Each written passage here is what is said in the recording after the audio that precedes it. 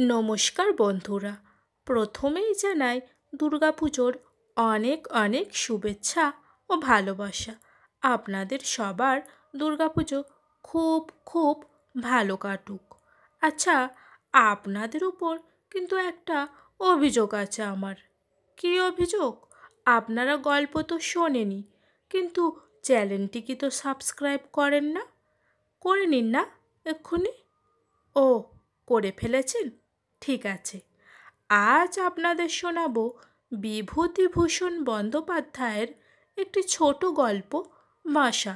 গল্পটিতে গরিব ও বড় লোকের জীবনের পার্থক্য ফুটে উঠেছে।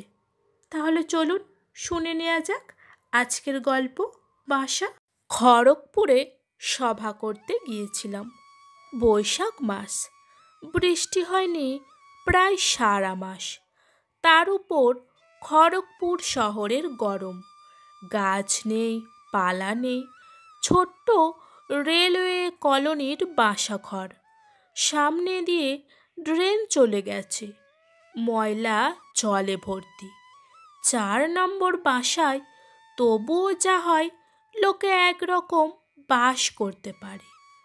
3 নম্বর বাসায় কষ্টে শিষ্টে চলে, কিন্তু 2 নম্বর এবং 1 নম্বরের বাসা যে হতভাগ্য লোকেদের জন্য তৈরি হয়েছে, তারা পশু জীবন যদি যাপন করত অরণ্যে, এর চেয়ে অনেক ভালো থাকতে পারত।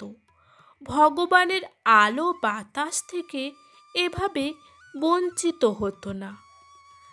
এক ভদ্রলোকের বাড়ি অতিথি হয়েছিলাম। তিনি কি একটা ভালো কাজ করেন, 4 নম্বর বাসায় বাসের অধিকার পেয়েছেন। সেই নিচু নিচু ছোট ছোট ঘরে তার স্ত্রী কার্পেটের উপর ফুল বসানো অক্ষরে পতি পরম গুরু লিখে বাঁধিয়ে রেখেছেন। ডিশ, পেয়ালা, পুতুল, মাটির ময়ূর সাজিয়ে রেখেছেন কাঁচের আলমারিতে। দেয়ালে টাঙানো আছে সানলাইট সাবানের ক্যালেন্ডার এবং মহাত্মা গান্ধীর ছবি, রাসলীলা ও চৈতন্যদেবের সংকীর্তনের ছবি।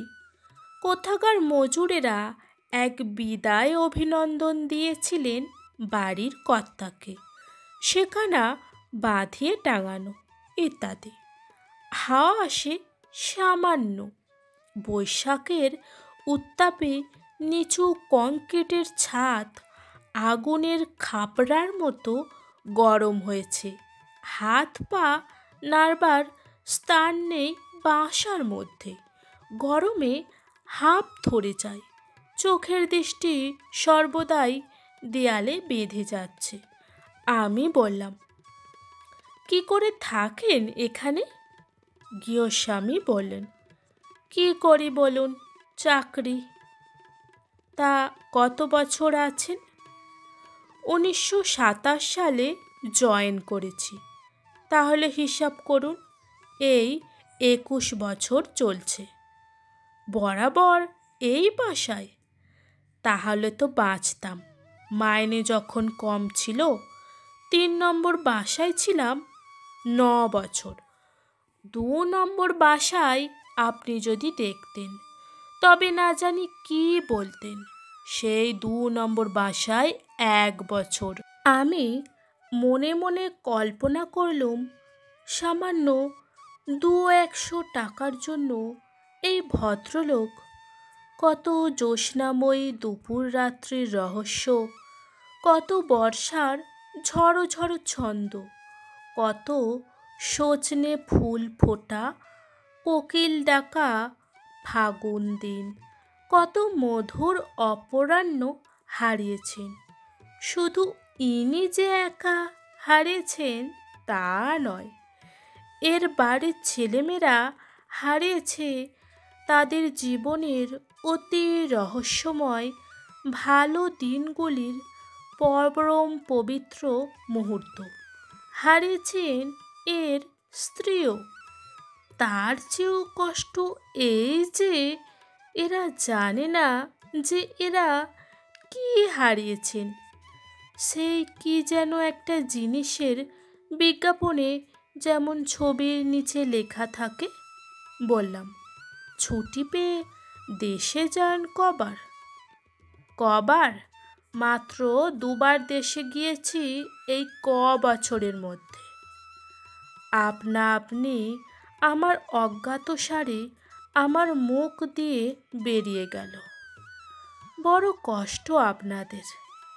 তিনি তখনও বললেন, না, এর চেয়েও কষ্ট তাদের যারা নতুন আসে।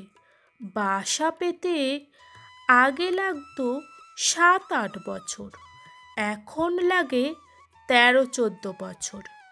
কোথায় থেকে চাকরি করেন সে বেচারিরা? গাছতলায়। তা কোম্পানি কি জানে, চাকরি করতে হয় করো, না হয় না করো। বাসার খবর কোম্পানি রাখে না। অথচ এই খড়গপুর শহরে কোনো বাসা ভাড়া পাওয়া যায় না, কেননা এখানে বাইরের কোনো লোকের ঘর নেই, সবই রেলের কোয়ার্টার্স। সত্যি এ ব্যাপার? খুব সত্যি। তারা তাহলে থাকে কোথায়? ওই হয়তো আপনার একখানা বাইরের ঘর আছে, সেখানে একটু জায়গা দিলেন, নয়তো কোনো অবিবাহিত লোকের কোয়ার্টারে রইল। অবিবাহিত লোকের কোয়ার্টারে খুব ভিড় হয়। নতুন চাকুরে অবিবাহিত যুবকরা হাট টুগেদার। ভেড়ার গোয়ালেরও অধম। নিয়ে যাব আপনাকে তেমনই এক বাসায়, দেখবেন। আর একজন কে বললেন, আর একবার আপনাকে নিয়ে যাব 1 নম্বর 2 নম্বরে, দেখবেন সে কি জিনিস। মানুষের বাস করবার জন্য সেগুলো তৈরি হয়নি। কোন ইঞ্জিনিয়ার সেগুলো তৈরি করেছিল? তার কি নিজের বাড়িতে স্ত্রী পুত্র ছিল না? এসব কথার উত্তর ভগবানই দিতে পারেন। সেই আর একজন ভদ্রলোক বললেন, আপনাকে নিয়ে যেতে হবে আর এক জায়গায়, শহরের দক্ষিণে। সেখানে যত সব অফিসারদের কোয়ার্টার্স, দেখে অবাক হয়ে যাবেন, যাকে বলে স্বর্গ। গৃহস্বামী বললেন, হ্যাঁ হে মিত্তির, সেখানেও একবার নিয়ে যেও তো একে। পূর্বের ভদ্রলোকটি বললেন, না নিয়ে গেলে কন্টাসটা তৈরি হবে না। উনি বুঝবেন কি করে যে আমরা কোন নরকে আর তারা কোন স্বর্গে? বোধহয় মিস্টার বাসুর ওখানে আপনার নিমন্ত্রণ আছে, যেতেই হবে। খবর দেবে এখুনি। স্বর্গই বটে, শহরের দক্ষিণে, খোলা জায়গা। গিয়ে দেখবেন কি চমৎকার হাওয়া, কি সবুজ লন, অর্নামেন্টাল ট্রিজ, বড় বড় কাঁচের সারসি খড়খড়িওয়ালা জানলা দরজা, লাইট, ফ্যান। সেসব অন্য ব্যাপার। আসল কথা, সেসব তো আপনার আমার জন্য তৈরি হয়নি, সেসব ছিল সাহেবদের জন্য। সাদা চামড়া গায়ে থাকলেই অফিসার্স কোয়ার্টার্সে তার জায়গা। কি বড় কি ছোট, কোনো সাহেব কখনো 3 নম্বর 4 নম্বরে থাকতো না। 2 নম্বর 1 নম্বর তো দূরের কথা। কি করে শোষণ করেছে দেশটা, আমাদের মানুষ বলেই গ্রাহ্য করেনি। বেলা গেল। পয়লা বৈশাখের উৎসব সভা এবং সেই সঙ্গে বিচিত্রা অনুষ্ঠান বলে একটা কথা সব জায়গায় বড্ড চলছে। সেই বিচিত্রা অনুষ্ঠান যথারীতি সবই ছিল। সভাপতি নির্বাচন, উদ্বোধন সঙ্গীত, মাঝে মাঝে বিকল হওয়া মাইক, রবীন্দ্রসঙ্গীত, ভুল সুরে, আধুনিক কাব্যসঙ্গীত, কোনো প্রকার সুর নেই তাতে, বক্তৃতা, তারপরে আবার সেই বিচিত্রা অনুষ্ঠান। সবশেষে সভাপতির অভিভাষণ দিতে যখন উঠলাম তখন রাত 10টা। লোক জড়ো হয়েছে বহু, কয়েক হাজার হবে। বিচিত্রা অনুষ্ঠানের পরে কেউ দাঁড়াতো না সভাপতির অভিভাষণ শোনবার জন্য। কিন্তু সভার উদ্যোক্তারা ভারী চালাক। তারা সবশেষে রেখেছিলেন একটি অতি লোভনীয় ব্যাপার, এবং সেটা বড় বড় অক্ষরে কর্মসূচিতে ছাপিয়েও দিয়েছিলেন। সেটি হলো জলযোগ, অর্থাৎ ডালদায় ভাজা বোঁদে আর দরবেশ মিঠাই। ব্যাস, শালপাতার ঠোঙায় ইতিমধ্যেই স্বেচ্ছাসেবক দল সকলের পিছনের সারির ছেলেমেয়েদের মধ্যে বিলুতে শুরু করে দিয়েছে। দু একজন চেঁচিয়ে বলতে লাগলেন, বড্ড গোলমাল হচ্ছে, দেয়া বন্ধ করো এখন। আর দেয়া বন্ধ করো, ওই জন্যই তো আসা, আর ওই বিচিত্রা অনুষ্ঠান ওর জন্য। কে এসেছে বাপু সভাপতির বাজে ভ্যাজ ভ্যাজ শুনতে? দু একবার হাততালি পড়ল, কিন্তু পিছনের ছেলেমেয়ের সারি জলযোগের ঠোঙার জন্য অধীর হয়ে উঠেছে। সংক্ষেপে সেরে বসে পড়লাম। সভাপতিকে ধন্যবাদ দেওয়াও শেষ হয়ে গেল। একজন ভদ্রলোক এসে বললেন, চলুন একটু জলযোগ। এই পথে আগে চলুন। না, আয়োজন বেশ ভালোই, নিন্দে করবার কিছুই নেই, খুব ভালো আয়োজন। বেরিয়ে আসছি, এমন সময় ভিড়ের মধ্যে হঠাৎ কে একটি ছোকরা এসে আমার পায়ের ধুলো নিয়ে প্রণাম করলে। মুখ তুলতেই দেখলাম সে আমাদের গ্রামের হিরু জেলের ছেলে কানাই। কানাই ম্যাট্রিক পাশ করে আগে পূর্ববঙ্গে কোথায় যেন রেলে চাকরি করত। বললাম, এখানে কাজ করো নাকি? হ্যাঁ, পাকিস্তান থেকে চলে এসেছি, ঈশ্বর দিচ্ছিলাম, আপনাকে মা ডাকছেন ওইখানে দাঁড়িয়ে। তোমার মা এখানে? খুব অবাক হয়ে গেলাম। কানাই জেলের মা চিরদিন পাড়ায় চিড়ে কুটে ধান সিদ্ধ করে ও মাছ বিক্রি করে সংসার চালিয়ে এসেছে। অজ পাড়া গায়ের মেয়ে ও বউ সে।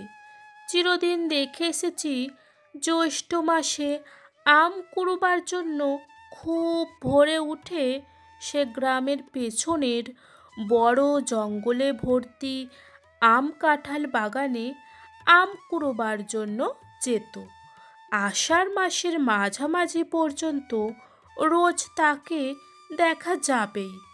আম বাগানে গভীর কাঁটা বন ও লতা পাতার জঙ্গলের মধ্যে ঢুকে বাদুড়ে খেকো আম কুড়িয়ে বেড়াচ্ছে।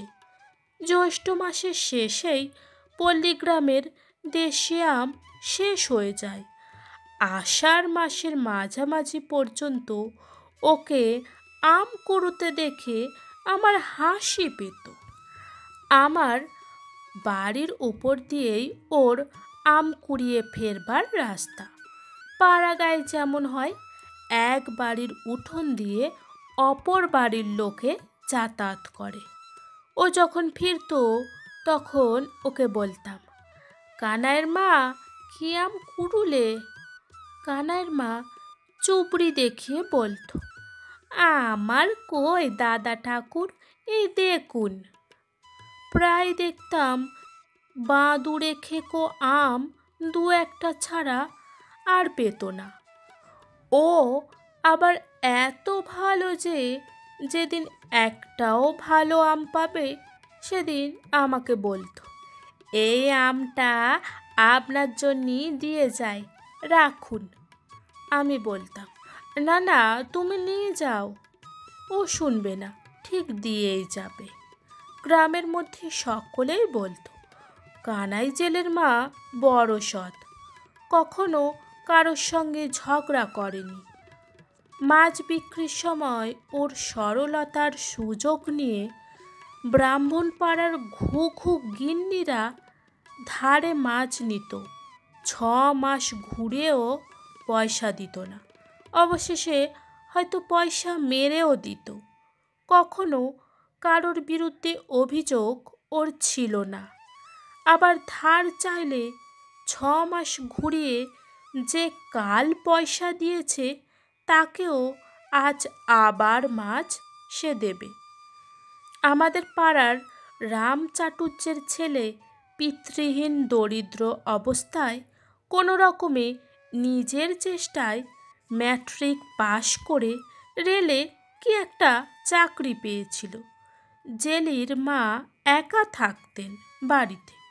বাড়ির সামনের ডোবায় হয়তো সকালে কানাইয়ের মা বাসন মাজতে এসে দেখলে বামুনপাড়ার ঘাটে জেলির মা বড়ি দেওয়ার ডাল ধুতে নেমেছেন।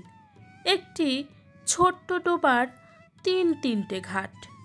জেলির মা হেসে বললেন, ও জেলে বউ, জেলি কাল রাত্রিরে বাড়ি এসেছে। ওমা, তাই নাকি? অমনি সে একটু বাসন ফেলে ছুটে যাবে। কই, কোথায় গেল আমার সোনা, আমার মানিক বাচ্চা আমার কদিন বাড়িতে আসেনি। জেলিকে সে কোলে পিঠে করে মানুষ করেছিল। যখন জেলি বাড়ি আসবে তখন সে কি অকৃত্রিম মাতৃস্নেহের পরিচয় ওর চোখে মুখে। জেলির জন্য বড় কই মাছ জোগাড় করে নিয়ে আসবে। নিজের ঘরের গায়ের দুধ ঘটি মেপে দিয়ে যাবে। সরু চিড়ে কুটে সঙ্গে বেঁধে দেবে জেলির চাকুর স্থানে চলে যাওয়ার দিন। কতদিন এই মাতৃস্নেহের লীলা দেখে এসেছি। সেই জেলে বউ আজ এখানে, কত দূরে যশোর জেলার এক অজ পাড়াগা থেকে। জীবনে কখনো সে রানাঘাটও যায়নি। সে আজ এসেছে খড়গপুর, 7 সমুদ্র 13 নদী পার হয়ে। বাঁশবাগানের তলায় ওদের জেলে পাড়ার সেই খড়ের ঘরখানা ছেড়ে ছেলের বাসায়। জেলে বউ আমায় দেখে এগিয়ে এসে বললেন, দাদা ঠাকুর আমাদের কদ্দূরে এসে নেকচার বলছে। আমার কানাই বললে দাদা ঠাকুরের নেকচার হবে আজ সভায়। আমি বললুম আমায় নিয়ে চল, কতকাল দেখিনি তাকে। কি সুন্দর নেকচার বললেন আপনি। বলে সে আমার পায়ের ধুলো নিয়ে প্রণাম করলে। বয়সে সে আমার চেয়ে বড়, আমার দিদির সমান, কিন্তু আমি ব্রাহ্মণ। জেলে বউ আরও বড় হলেও সে এমনইভাবেই আমায় প্রণাম করত, গ্রামের নিয়ম। বললাম, ভালো আছো কানাইয়ের মা? আপনাদের আশীর্বাদে আছে একরকম। তা বউ দিদি কই, ছেলেমেয়েরা সব ভালো? একরকম ভালো আছে।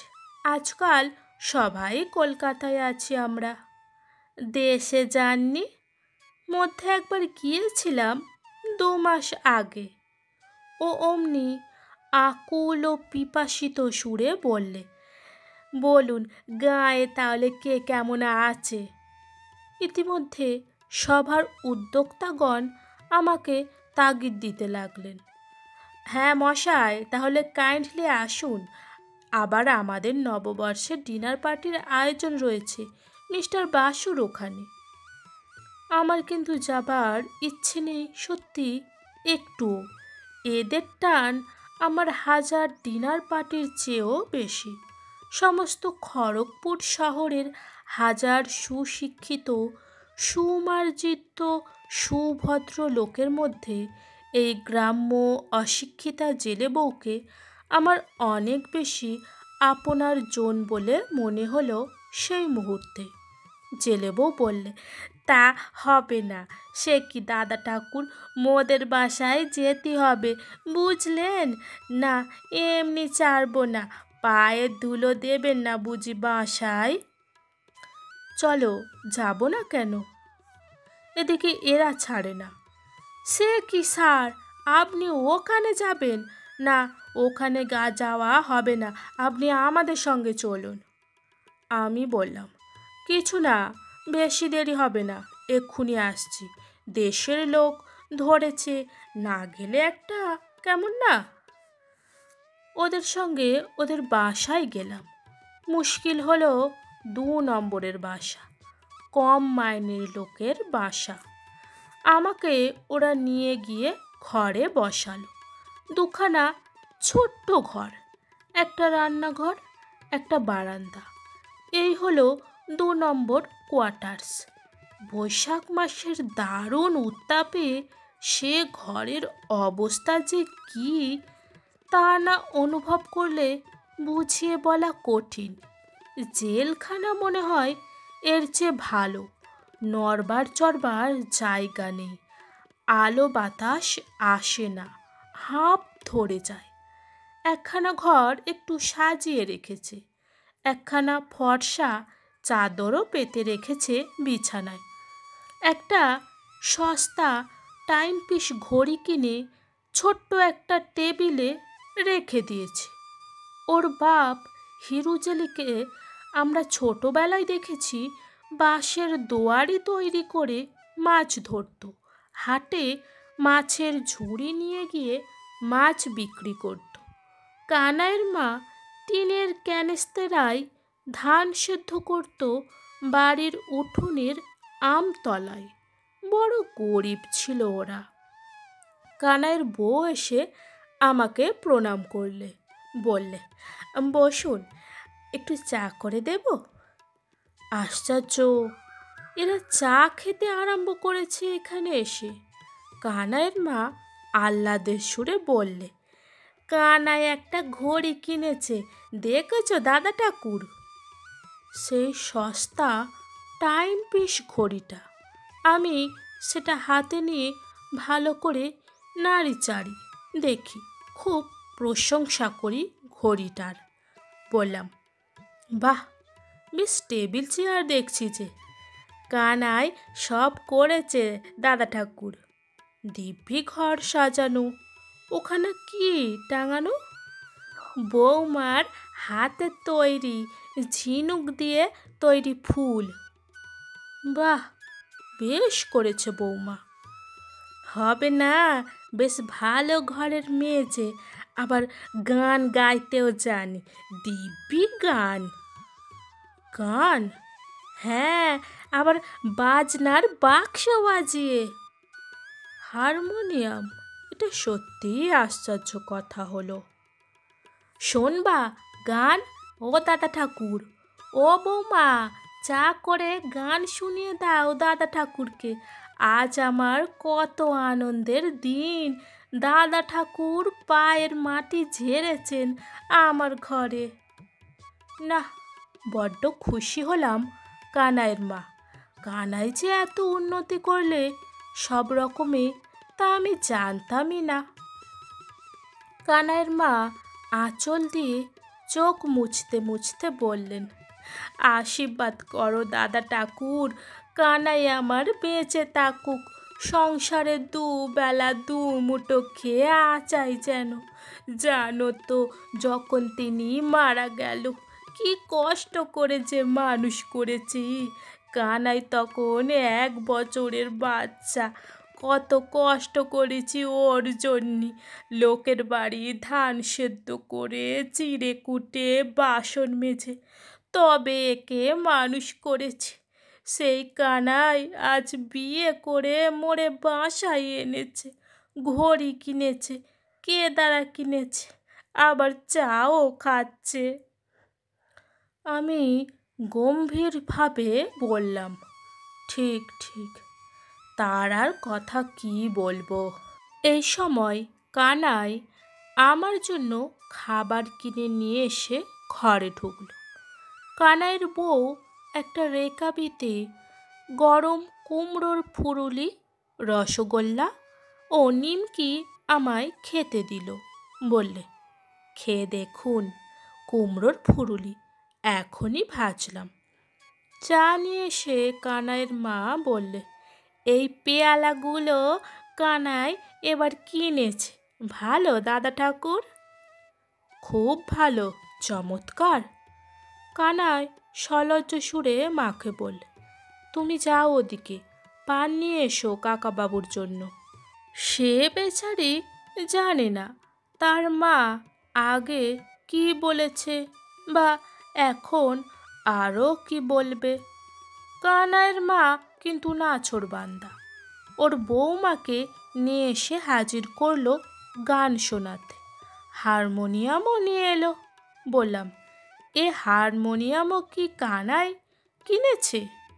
কানাইয়ের মা বললে, না দাদা ঠাকুর, বৌমা গান করে বলে পাশের বাসা থেকে আনা। গান গাইল কানাইয়ের বউ, মন্দ নয়, বেশ গান। আসবার সময় কানাইয়ের মা বললে, কেমন গান গায় আমার বৌমা? ভারী চমৎকার, অতি সুন্দর গান। কানাই বললে, তুমি যাও দিকিমা, ওদিকে যাও, কাকাবাবুর দেরি হয়ে যাচ্ছে, আমি পৌঁছে দিয়ে আসি। ওদের কাছে বিদায় নিয়ে চলে এলাম। কানাইয়ের মা আমার সঙ্গে গলির মোড় পর্যন্ত এলো। সে বড্ড খুশি যে আমি তাদের বাসায় এসেছি বা এখানে চা খাবার খেয়েছি। আমাদের গ্রামে বসে কখনো এই ব্যাপার সম্ভবই হতো না। তারা জেলে আর আমি ব্রাহ্মণ। আরও খুশি এই যে কানাই আজ এত বড় হয়েছে, এত উন্নতি করেছে। বারবার আমায় বলতে লাগলো, যদি গায়ে যান দাদা ঠাকুর, মোদের কথা বলবেন সব্বাইকে। আমি কতকাল গায়ে যাইনি, সেই 8 বছর আষাঢ় মাসে বাসায় এসেছি, তা 1 বছর হতে চলল। বড্ড মনে পড়ে গায়ের কথা। মোদের উঠোনের গাছটায় অতগুলো পেয়ারা, এবারে কে খাবে কি জানি। এরপর মিস্টার বাসুর ডিনার পার্টিতে খুব জাঁকজমক ভোজ ও আদর আপ্যায়নের ব্যাপার। চপ, কাটলেট, পায়েস, ক্ষীর, আম, সন্দেশের ছড়াছড়ি। সত্যি চমৎকার খাবার। অফিসারদের অঞ্চলের বড় বাংলো, টেনিসে সবুজ লন, ভারবিনা ও জিনিয়ার শাড়ি, অ্যারিস্ট্রলিকা লতার ঝুমকো ফুল গেটে দুলছে। মিস্টার বাসুর মেয়ে কল্যাণী ও নীলিমা এসরাজ বাজিয়ে আমাদের শোনালে, রবীন্দ্রসঙ্গীত গাইলে। ছোট মেয়ে রেনু একটা ইংরেজি কবিতা আবৃত্তি করলে। তারপর 2 বোনে মিলে রামধনু গাইলে, অতি সুন্দর। 2 বোনই শান্তিনিকেতনে থেকে পড়াশোনা করে, দেখতেও সুন্দরী। খেতে বসে কতবার মনে হলো কানাইয়ের মার বাসার সেই সস্তা টাইমপিস ঘড়িটাতে কটা বাজলো একবার দেখে আসি। আমাদের এই ছোট্ট প্রয়াস আপনার যদি একটুও ভালো লেগে থাকে, তাহলে চ্যানেলটিকে সাবস্ক্রাইব করে আমাদের পাশে থাকুন। আজ তাহলে এই পর্যন্ত। খুব তাড়াতাড়ি একটি নতুন গল্প নিয়ে আবার ফিরে আসবো।